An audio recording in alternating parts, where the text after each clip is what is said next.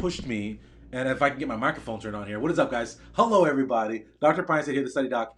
And today we're talking about a pivotal moment in my life when I was 8 years old, when my dad changed the trajectory of my life, put me on a path to becoming the doctor I became. And it all happened when I was 8 years old, guys. It was a key moment in my life. And with Father's Day just happening yesterday, I wanted to make sure I talked to you guys about that today. So get ready. We're going to talk about that. And then what's awesome is some of my students have shared some wonderful stories about their pivotal people in their lives and getting them to their success. So we're going to talk about it and get to it today. So welcome, guys. Let's get to it. As always, we're here to be positive, to be productive, to help you be better students, and to help you get to medical school. So let's go. But stop making excuses. Stop whining. Stop, right? Get at it. No excuses. Just dominate. You see, I had to put my microphone on mute because the children were in here earlier playing around. And so I was trying to record stuff and they were in here playing around. But what is up, everybody? It's Monday. It's the day after Father's Day. And Father's Day to me is a big holiday, much like Mother's Day is a big holiday. I'm not one for really holiday celebrations, but there are a couple holidays that are very important. My wedding anniversary is coming up, all right? So that's a big holiday. But Father's Day and Mother's Day have always meant a lot to me because by every statistical metric, guys, there's no way that I should be a doctor, let alone a Stanford trained doctor in America, by every major statistic, right? And what got me, right, as a first generation college student, neither one of my parents graduated college, what got me as a black male in higher education, getting to medical school, becoming a doctor, what got me as someone who was academically not strong and gotten to become a doctor, what got me through that path started with my parents as my foundation. And I'll shout out both of them, even though this is a message for Father's Day and for all of you guys to talk about the fathers in your lives, is that my mother, equally as important as my father. But today we'll talk about my dad. And my dad is a bigger, darker version of me, if you will. He is hard to miss. He's a big guy. He's a former NFL football player. And so my dad's story, to give you guys a perspective on all this stuff, right? And when I say every statistical metric, I shouldn't make it to medical school, is that when I first, we'll start the story, we'll start with my grandpa, right? So my dad's dad was Thomas Pinesett, who was from the South and was essentially a slave, right? Was a sharecropper in the South, came out west, was a pastor, a preacher out here, raised my dad, right? Growing up in Los Angeles, in the projects. And my dad was not a strong student by any means, and he struggled academically. But he was fortunate enough to be very good at football, was able to go to Cal State Fullerton on a football scholarship, actually was dismissed, was kicked out of Cal State Fullerton because he could not hang academically, was fortunate enough to get back into school, and then led the Cal State Fullerton Titans to their only ever undefeated football season. And now the football season program has since disbanded. But he did this, went on to play in the NFL briefly for a year, and then decided he wanted something more stable because this is old school NFL where you aren't making the money they are today. But he decided something more stable, so he went into law enforcement. And as a child, my dad worked a lot, guys, a lot. What is up, Carla? What is up, Matt? Bethlehem, hello, welcome, right? He worked a lot as a kid, right? And I would always see him going to work. And at times I was like, man, I wish I could see him more. I wish he wasn't working so much. I wish he wasn't so stressed out. And so one day when I was 8, I was like, Dad, don't go to work. Hang out with me. And my dad was like, okay, tell you what, I'll take off work. He took off his uniform and said, we're going to hang out today. But listen, get ready. We're in the car and we're going to do something very special today. And we got in the car and we drove for a long, long time. And we lived in Orange County at the time. You guys know Orange County. It is not that diverse, predominantly white, I'd say middle class, upper class, America in California. And we drove from our Orange County. I didn't know where we were going. We drove. We pulled up in front of this place that was, as an adult, I can say dilapidated, right? As a kid, I was like, ooh, this building's just not nice, right? It didn't look pleasant from the outside. And I saw a lot of people hanging out right in front that didn't look like they were, it didn't look like my normal environment. And so I was in the car, and my dad was like, okay, we're going to get out. And I was like, oh, gosh, we really want to get out here? And I was like, it'll be fine, get out. I want to show you where I grew up. And where he had taken me is the Ujima Village projects. And if you guys are familiar, I want you to be familiar with what the projects are, right? Projects are government subsidized housing, right? So it's extremely poverty stricken, low income people. They're not very well maintained. And because of that, right, it's just not like the best environment. And so we went to the Ujima Village projects where my dad grew up. Keep in mind, at this time, my dad was right in his 30s, and we went knocking door to door, different units. And when we went to these units, we would knock, and his childhood friends were there, and they're like, "Oh my gosh, Andre Pinesett, oh my gosh!" And we would come inside, and we would just talk about what's going on in their lives and what's going on. And it was crazy to see because again, this was in the projects. This is my dad's an adult, 30-something years old, yet all of his childhood friends still live there. We're talking to all these people, talking to these people. At the end of the day, we spent like 4 or 5 hours there. We get back in the car, and we're in the car. And my dad said, "So, what do you think of that?" And I was like, "What do I think of that?" Like, not great. And he goes, I grew up here in the projects, and I was fortunate enough to get out of the projects. But most of my friends, you see, they're still living there in the same unit that their parents lived in. They didn't escape the projects, as people say. And you say that I work a lot, son, but the reason I work a lot is so that way you don't have to grow up in a place like this. He goes, your father was a sharecropper, came out west, couldn't really read. Comes to me, my generation. I struggled in academics. I got kicked out of college. I never graduated. He said, you're young, but you're smart. And you have your whole life in front of you. And I want you to know that every single generation has a responsibility to be better than the previous generation. And with your smarts, you can be a doctor. You're going to be a doctor. And he told me this in the car, and he said, and he saw like kind of look on my face, I'm going to be a doctor, right? And he was like, you have two choices in life, son. You can work hard now, and you can become a doctor and set your life up differently, set your kids' life up differently. Or you can be like me and not apply yourself in school, not pay attention in school, not get the skills you need to survive and thrive in higher education, and then you can work hard like me and not be around. It's up to you. And it was a profound moment in my life, guys, at 8 years old, that essentially created this pathway, paved this road for me to become a physician. And throughout my life, both my parents would challenge me in this way to see things and to see the future and to have future thinking, right? So I'm not just thinking about today, I'm thinking about how all my actions today shape the future. And so in this moment when I'm 8, what life became for me was projects or doctor. Projects or doctor. As simple as that. And so I always thought, I'm going to be doctor, I'm going to be doctor. And throughout my journey, and I think it's actually a really poignant message, right? Yesterday was Father's Day, and NASCAR had an event. And did you guys see what happened with Bubba Wallace?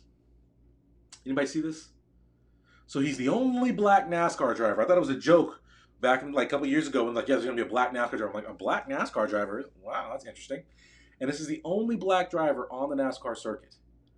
And on Father's Day, in the middle of our country, essentially in civil unrest and Black Lives Matter protests everywhere, they put a noose, right, in his car garage, right? Because NASCAR had recently banned the Confederate flag, which is ridiculous to ban the Confederate flag, but put a noose in this garage.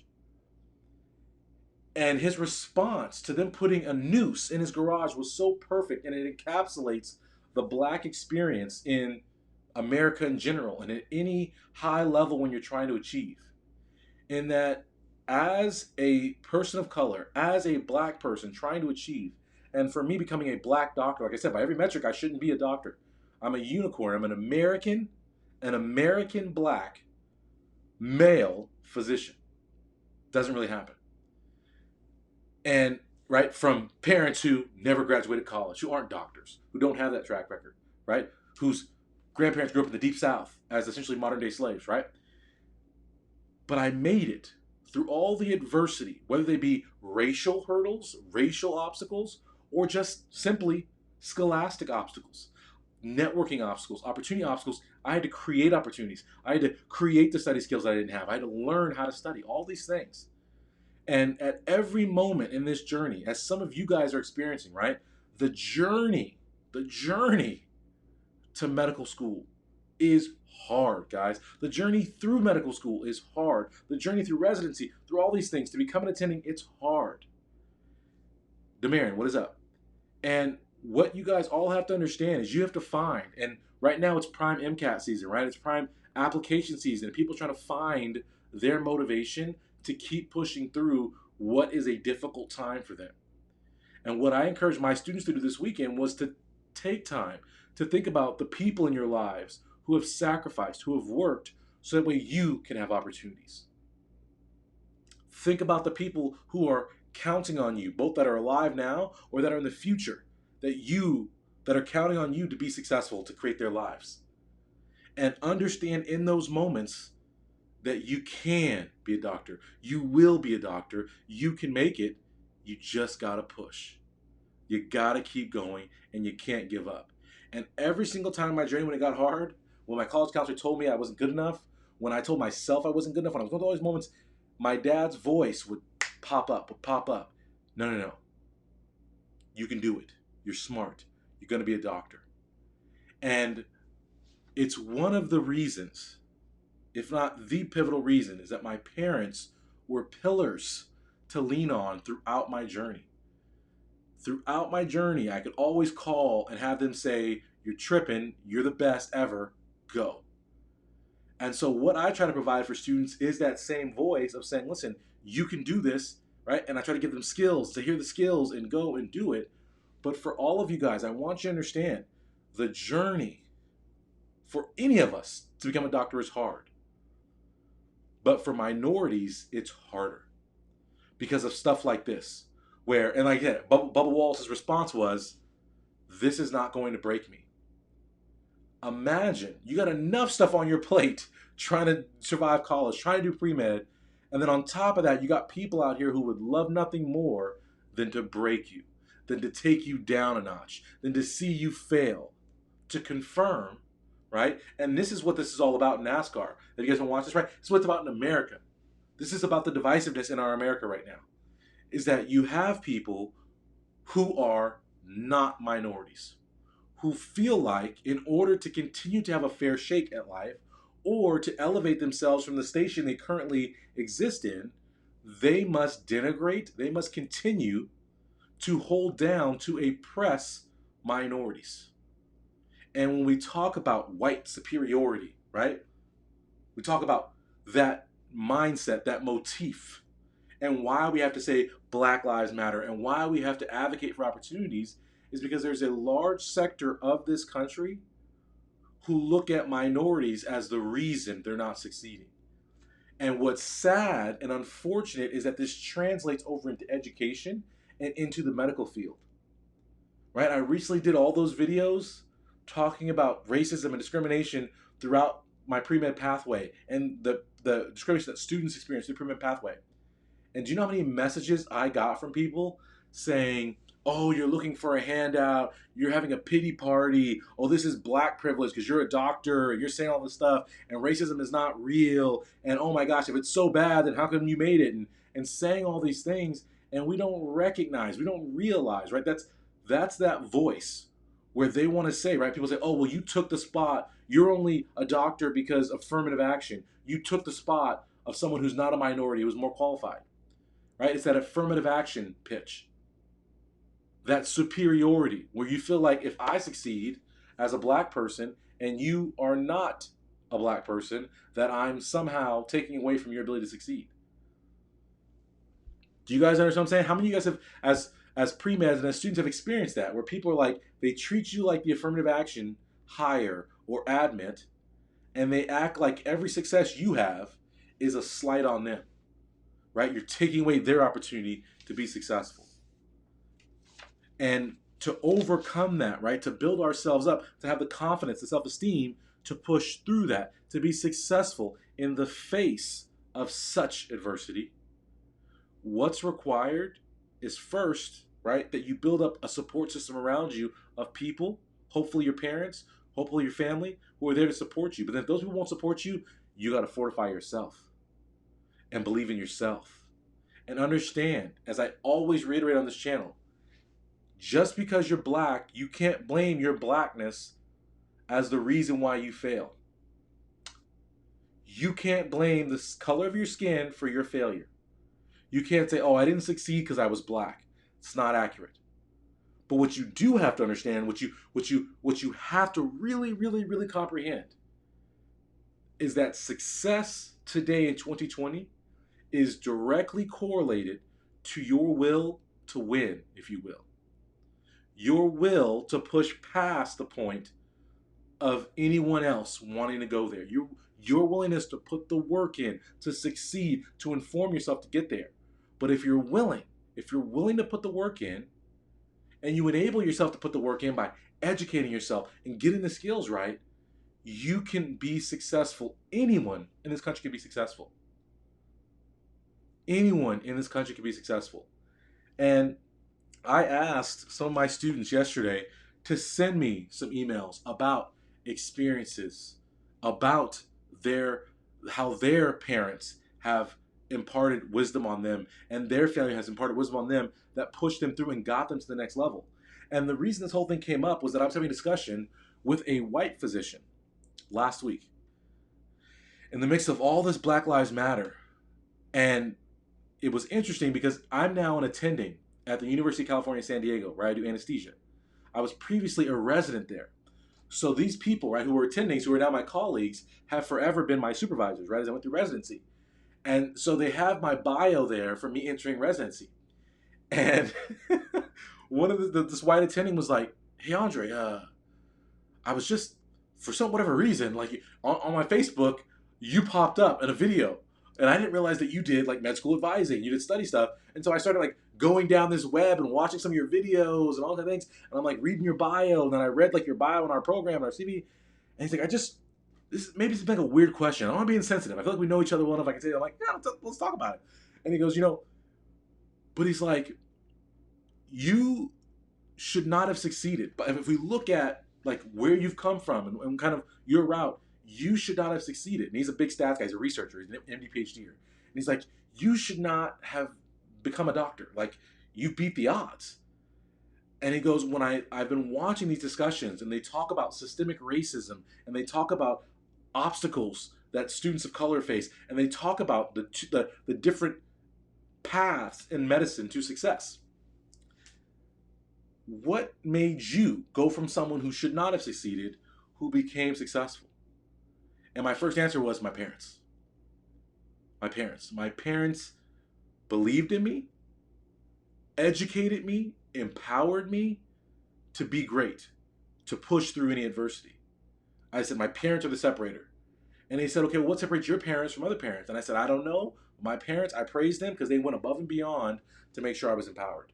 And so I asked my students, right? I shared this with them and I asked them, I said, listen, tell me about your experiences. And what's amazing is a lot of people emailed me, and I had a student who called me. We talked for a while last night. And this is one of my students now who I'm like very excited for, is just finished up his step 1 exam. So he's a Black American male in medicine, just finished up step 1. And got his score back a couple weeks ago and did phenomenally, and he'll get whatever residency he wants.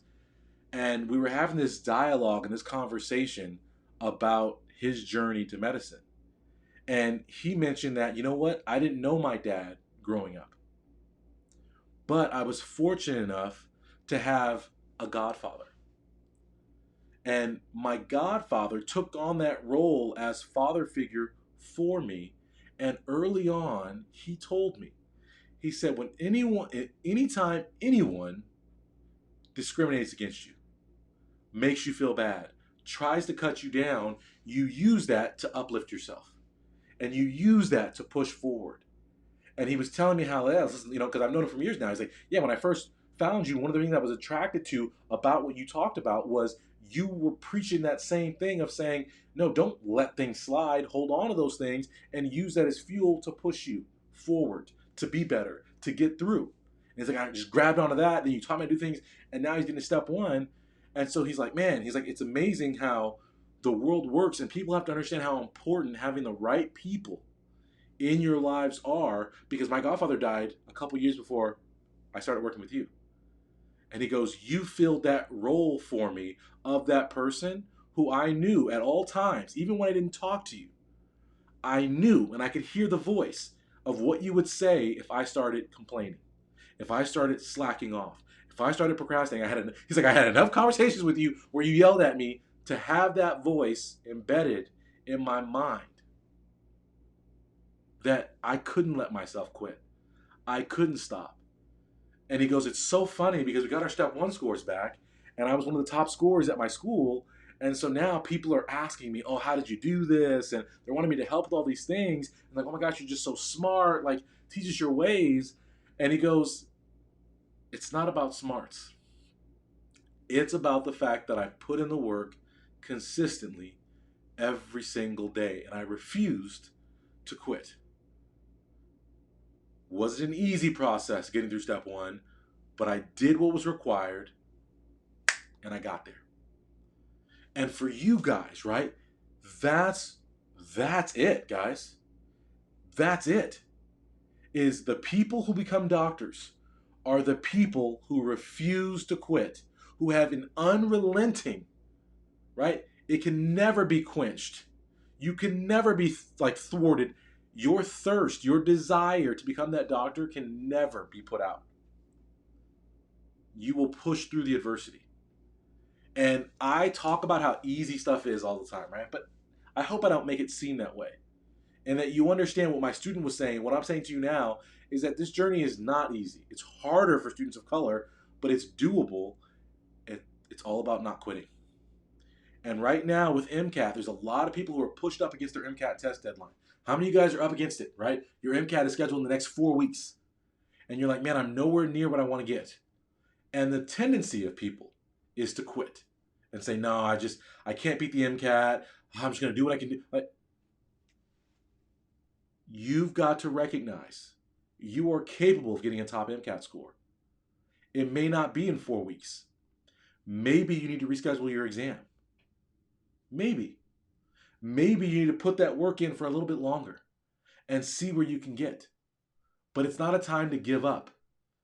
And in my past, I always joke with my students, and I guess it's not funny to joke about someone's failure, but it's a perfect example of someone who's highly intelligent who gets totally thwarted by their own mind and their own inability to focus in and stay on path. And this was a woman who was older than myself. So when I came into college, I was a freshman. She was a senior. And at that time, she was preparing for the MCAT.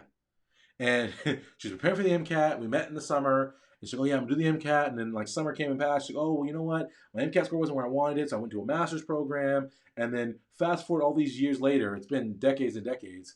And this woman still has not taken the MCAT. And she reached out to me a couple months ago to ask me to help her with MCAT prep. And it was just amazing because I had a heart-to-heart with this woman years ago, decades ago. And I said, listen, I've already taken the MCAT. I'm already into medical school. What are you doing? You're letting this test beat you. You're essentially giving up. You're opting out of taking the MCAT because you're too scared. You guys, don't let that be you. Get the confidence together and get it done. And does everybody understand what we're saying here today? My dad's message was simple, was understanding that, listen, yes, I'm where I am. Yes, your grandfather was where he was. Yes, yes, yes. You have an opportunity. You have a responsibility, an obligation to maximize your potential. You have an obligation not to fail. Right? That's the obligation. And some of my students, like I said, that was one student I talked on the phone, but I asked my students to email me, and some of them emailed me. And so I want to share with you guys, if you guys are cool with it, if you guys are getting what I'm saying right now, either like the video or comment. Let me know you guys are on the right path today, and you guys understand the message that I'm delivering to you guys today. And if you want to hear what some of my students have had to say and what their experiences are in going through this process and trying to reach their goals and trying to become doctors and doctors of color. Okay? So this student says, hello, Dr. Pinesett. My name is blank. I haven't been very active in your emails recently, but this email, because I sent an email yesterday, touched me in a way that made me feel like I never touched before. Before I start with my inspiration, I want to tell you Happy Father's Day. Thank you. My inspirations that led to me were not only my father, but both my parents. My dad grew up on a farm in South Georgia, graduated high school, but didn't go to college. He is one of the hardest working men I know, and I have not once heard him complain about a job that he's had. My mother was a city girl raised in South Georgia. She graduated high school and began to work until the company moved out of the United States. After losing her job at that establishment, she didn't let that hold her back. She went back to school around the age of 40 to become a nurse. Similar to my father, my mother is one of the hardest working women I know. Growing up, my parents always told my sister and I that we could be anything we wanted to be. I felt that they wanted us to become doctors or something medical related because they would always buy us scrubs, tiny stethoscopes, and Crocs. I guess I do this for my kids. Am I setting them up to go down the pathway? As we got older, they let us decide for ourselves. They let us know that we could do anything we wanted as long as we loved it, and they would be supportive. Their loving and nurturing manner made me want to be that for others, be there in times of need to fix any issues they have. The way they raised me prepared me to be a doctor, to see it through. I am so thankful for the parents I was blessed to be given. And I think that's really, really powerful because for so many of us, right? Like we have these holidays where you celebrate your parents, and for some people it's like, okay, it's just another day. But for some of us, we recognize, and this is actually true for almost every person, but we maybe don't see it at the time, right? Like my dad used to tell me this when I was little, right? It comes all around. My dad when I was little was like, one day, son, you're gonna appreciate what I'm telling you. One day, son, I see you rolling your eyes, but one day you're gonna recognize what I told you right now, and you're gonna appreciate it. Not today, but one day. And then you grow up and you recognize, oh, that's what they were talking about. Oh, they were in my best interest. It was about me. And I just love to see emails like this because now as a parent myself, right? I have two young kids. You do so much. You like they become your lives, your focus, everything, and you don't necessarily feel like they grasp all the time what's going on and how much you care about them and why you say the things you say. And so I think it's important that we express this for our parents to hear, but also for some of you guys who are out here who feel like you don't have a lot of resources. And my parents didn't have a lot of resources, didn't have a lot of education, didn't have a lot of money. But what they did have was belief. And my parents' power and this student's power was their belief, right? Them telling you, listen, you can be it. You can be anything you want to be. Love it, learn it, go get it. It's powerful. It's very, very powerful, guys. And if we want to increase diversity in medicine, if we want to increase diversity in higher education, if we want more Bubba Wallaces, if we want more people, black people on the golf course, we want more black people figure skating, we want more black people, right, NASCARing it up, it's going to require parents and people like yourselves, peers, who tell them, you're badass. You're amazing. I'm with you. I rock with you. You got this. I believe in you. Hey, hey, hey, hey, don't doubt yourself. I believe in you. I confirm, right? I co-sign you're going to be incredible. That's what we need is uplifting, guys. Right? Here's another student. Hi, Dr. Pinesett. This is blank. I really appreciate your story today. Through my ups and downs of pursuing my Bachelor of Science degree in biology, but the emphasis in biochemistry has led me to a better opportunity for my family. I am the first in my family to attain a master's degree in public health and will be the first to pursue a doctorate. I was trying to get the medical doctor, and I have been working diligently on the MCAT to further prepare me to finish this last year. I had always wanted to pursue an advanced degree, especially a doctor of medicine, even if it was primary care. I have been blessed to finish the last portions of my degree and be hooded in the ceremony online. I've waited a long time, but I wanted to have private practice back in my college area of San Diego. I have visited some top schools.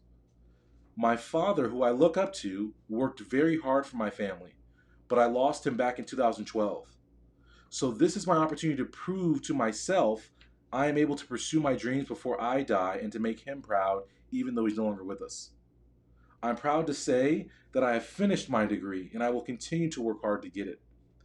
My mom worked so hard and was almost like a single mother raising us on her own. I want to purchase a house for her and ambitious to make connections to get into school. Thank you for your help and advice. I'm working on the MCAT. Through much prayer and support from my family, I was able to push harder than I ever have before and get the MCAT score I wanted. Thank you so much for your testimony. It provides hope for so many people who desire to pursue a better lifestyle. So I have to edit out some stuff about the names of specific schools. But do you guys hear her message? Right? She understands what her parents have gone through, the work they've put in. That work that they've put in, it's laying the foundation, guys. It's paving the pathway for you. It's the inspiration you need. It's the aspiration you need. It's the motivation you need to get there. And if you're lacking it, guys, tap into that. Remember what it was, right? Don't let people cut you down. Use it as the fuel. Students of color have been messaging me. One student messaged me, "Hey, Dr. Pinesett, I just saw the story about the fifth black man found hung in the United States in the last month." 6, guys. And I'm just finding it really hard to keep going forward and to keep progressing. And I email back, I'm like, are you crazy? Don't let things shut you down. Use this as fire. Use this as fire. When I see people getting lynched, when I see a noose in the garage, it makes me run harder. It makes me want to help more students, right? It makes me go to that next level because I know that this world needs me more than ever to come out and be the shield, right? To block the hate, to be the knife, to cut through and create opportunities for students, particularly, right? Students of color. So for all of you guys, when you see injustice, A, stand up to it, but B, better yourself. Recognize the way you beat it is through education, effective action, and success. Success truly speaks for itself and transcends everything. That's where we have to get, right? That's where we have to focus. I hope this message makes sense to all of you. And I hope, right, if this is you guys' first time joining us, we are live action right now. Just talking, just being, just trying to be inspired, just trying to be better. And if you've hung out with me today and you're watching this on YouTube live action right now, hello guys, like this video. If you're catching this on the replay, like the video. If you're on the podcast, right? If you're on the podcast and you're checking this out, make sure, take a second, subscribe, leave a testimonial, leave a review. Let people know this is something they should be listening to if they want to get better, if they want to think differently about their lives. I appreciate you guys hanging out with me. Couple quick announcements. We'll be live again later this week, Wednesday. Be ready for that. Also, this Thursday, I'll be hosting a free med school application webinar. You can register below in the box. This Thursday, 5 p.m., a free med school application webinar. I'll be breaking down my system of application. I'll be breaking down my personal statement so you can see it live in action for you guys to get over that last little hump to get that application submitted. Okay? So thank you guys so much for joining me. I appreciate you guys. Share some positivity. Be right for people who don't have the parents, who don't have the support. Be that support structure for people. Right? Be there for them. Be positive. Uplift. Lead with your heart. I thank you guys so much. I'm Dr. Andre Pinesett. I'm the study doc. My website, if you guys want to come and get in a course, get in a program, and really level up, is studenttransformation.com. Right? And we're always here on the YouTube channel, on the podcast, on social media. So please come back. I thank you guys so much. I will see you guys next time. Don't stop. Keep going forward. As always, we end. No excuses. Just dominate, guys. Racism is an excuse. Discrimination is an excuse. We dominate anyway. We dominate more in the face of that racism and discrimination. We dominate. We go right through it. Thank you guys. See you guys next time. Today is the day, guys. No more excuses. No more complaining. You're going to take your future in your own hands. You're going to dominate. You're going to be successful. Get to my website, studenttransformation.com. I challenge you. What are you going to do today to make your life better?